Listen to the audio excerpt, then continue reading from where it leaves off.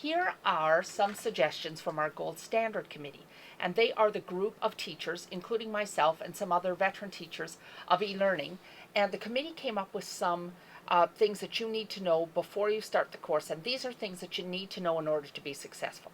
And as you know, an online course is different from a face-to-face course, but also the online summer school course is different because it's really condensed and it moves really quickly. So here are some of the things that you need to do in order to be successful. The first one, and it's really important, is you need to log into the course every day.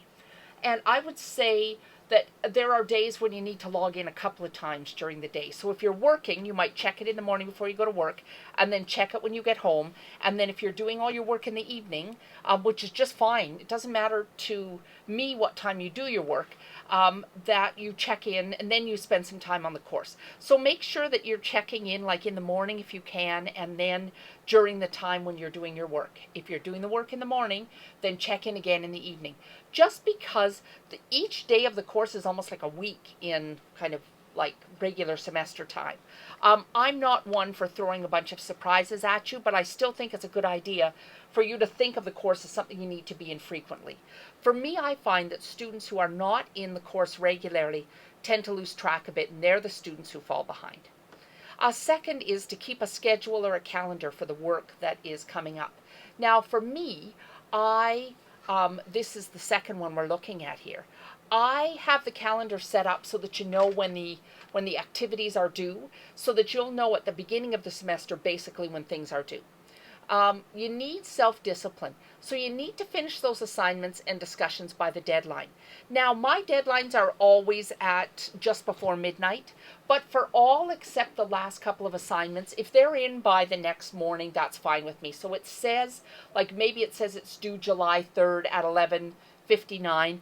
I am not there at midnight watching you to whether you finish the work or not. So, you know what, if you need a little bit of extra time in the night, that's no problem, because usually I get up and check the course the next morning at like 7 o'clock before I go to the barn or something like that. So that's barn with an N where my horse is, not bar where people get drunk, by the way. So make sure that you get those assignments done.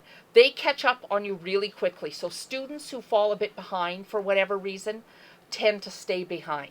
Now, that doesn't mean that if you have something going on and you can't do one assignment until, later that day or whatever, it's not the end of the world, but it's very easy to fall behind. So you need to think of this stuff as stuff that you need to stay on top of.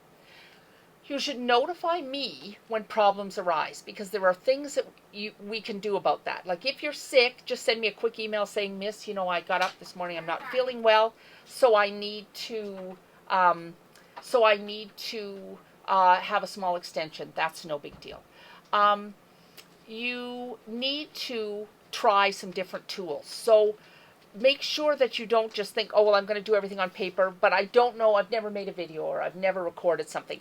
The tools on this D2L system are very easy to use. You can post something in the common room, you can post something online, but you know how I learn to use them? I just Google, how do I use blank, and then I watch a YouTube video. So I'm not doing anything special. If I want to try something new, I just Google how to do it. Lots of times if you ask me, I Google how to do it, and then I give you the link, so you can kind of cut me out there.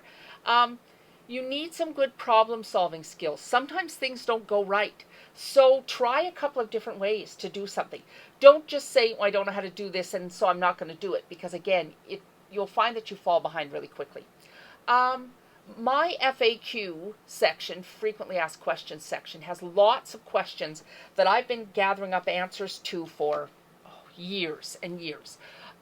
So some of those questions go back, some of them will be going back 10 years or more. So take a look there, because I have posted a lot of things there that are useful to you as the assignments go along. We use MLA in this course, so you need to follow the proper format for the assignments. And you can find, if you don't know how to do that, you know what I would do? This is what I do when I write a paper, is I just Google MLA, and then I use the online writing lab, so OWL at Purdue, and it'll give you the answer. If I see that you really try, say you're doing something, you didn't know how to cite it, you you Googled it, you did the best you could, just put a little note when you give me the assignment and say, I looked on OWL at Purdue, I think this is how you're going to do it. And if it's totally wrong, I'll get back to you and make you redo it.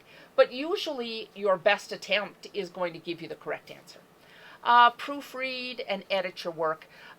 Be careful. Everything you do online now has a squiggly line under if it's spelled wrong. So when I bring it up, I get all your squiggly lines. And you cannot convince me that you cared about your mark if everything you hand in, you just couldn't be bothered to like right click on it. Do you know what I mean? That shows that you're not, being super diligent. And so it's hard to convince me later on that you were really, really, working hard on the course if you haven't right clicked on the way to spell a character's name. Okay, don't forget to write your emails to me like you're addressing a teacher. You're not texting me. Don't say, what up, miss? I want to see complete sentences. You wouldn't send your boss, well, you shouldn't be sending your boss emails that are a mess. Do the same for me. That also means that you have to put something in the subject line.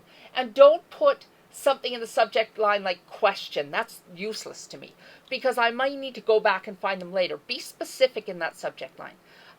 It says here, don't send an email to a teacher if you're upset or emotional because you can't take it back. That's just always a good idea, like sleep on it or whatever. But if you have a problem, just let me know because I am here to help you. I'm not looking to make anybody sorry for anything. I don't hold grudges. So for heaven's sakes, if you have something that's worrying you or upsetting you, just send me an email. Don't give up on the course. So if it looks a little tough 1 day or 2 days, just push through that, all right? Because you're going to, at least 1 or 2 days during the course, you're going to be overwhelmed because we're doing an entire semester in 4 weeks. Push through that. Do the best you can. Sometimes getting something as best as you can get it and handing it in is good enough, right? So don't have a bad day and just give up. So those are some of the things that I think are important for you to know when you are trying to be successful in the course.